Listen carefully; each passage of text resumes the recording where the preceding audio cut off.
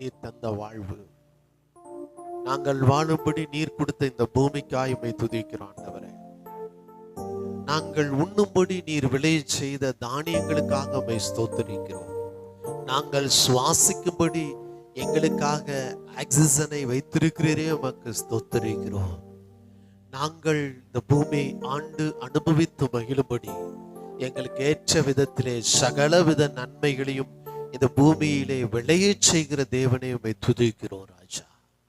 இந்த நாளிலும் காணப்படுகிற இந்த உலகத்தை காணப்படாத தேவனுடைய வார்த்தை தான் உருவாக்கிச்சு. அந்த வார்த்தை இன்றைக்கு எங்கள் மத்தியிலே கடந்து வரட்டும்.